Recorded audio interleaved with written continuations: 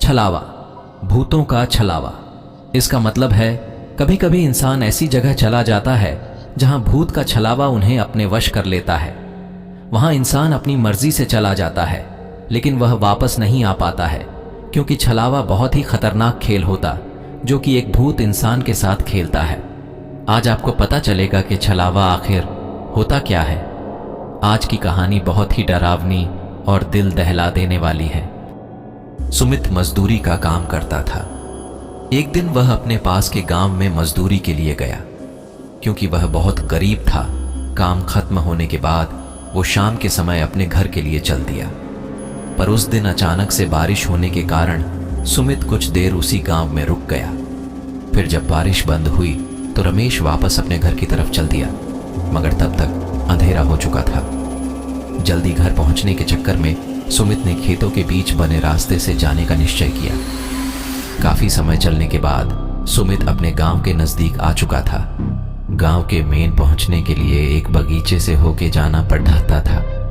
जैसे ही सुमित उस बगीचे में पहुंचा, वैसे ही उसे एक बच्चे के रोने की आवाज सुनाई दी। सुमित ने सोचा यह कहां से आवाज आ रही है, पर उसे यह नहीं पता था कि यह सब उस भूत का छलावा था।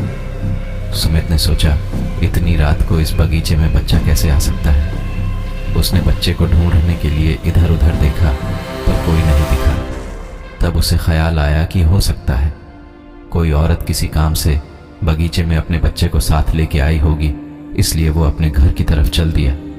पर जैसे जैसे वो आगे बढ़ते जा रहा था, बच्चे के रोने की आवाज उसे और जोरों से सुनाई देने लगी। सुमित ने फिर सोचा हो सकता है वो औरत किसी परेशानी में फंस गई होगी, मुझे मदद करनी चाहिए।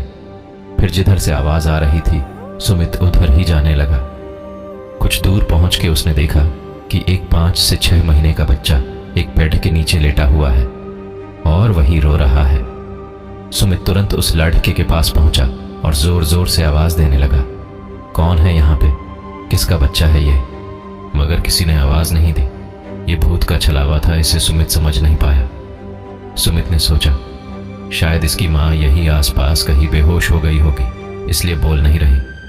फिर सुमित ने पूरे बगीचे को छान मारा, मगर उसे वहां पे कोई भी नहीं दिखा।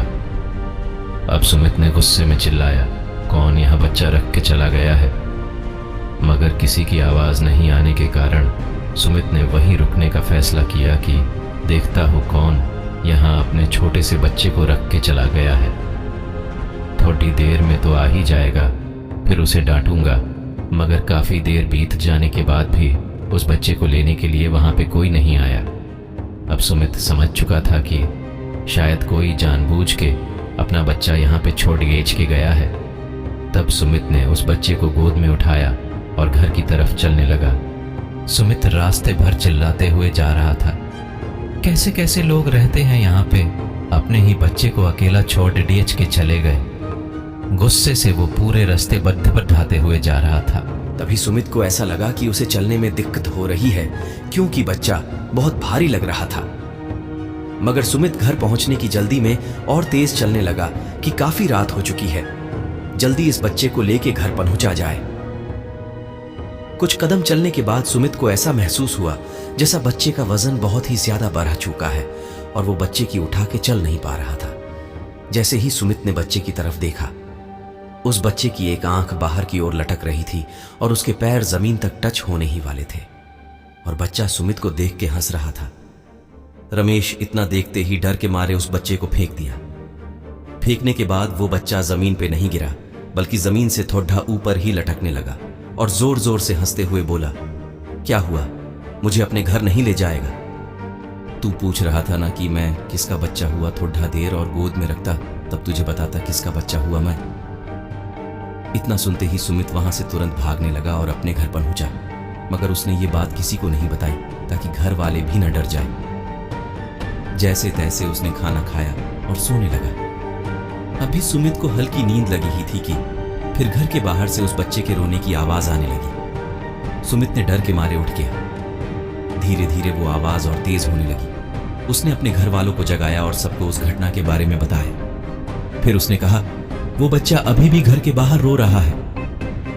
मगर बच्चे के रोने की आवाज किसी को सुनाई नहीं दे रही थी। वो आवाज बस सुमित को ही आ रही थी। उसके बाद रमेश के घर वालों ने गांव के ही एक बाबा को बुलाया, जिन्होंने सुमित का इलाज किया और उसके हाथों में धागे बांधे, जिसके बाद सुमित को उस बच्चे के रोने की आवाज आनी बंद हो गई। फिर रमेश उस रात आराम से सो पाया। तो ये कहानी आपको कैसी लगी? ऐसे ही डरावनी कहानी सुनने के लिए मेरे चैनल रिवेंज ऑफ घोस्ट को सब्सक्राइब जरूर कर लें।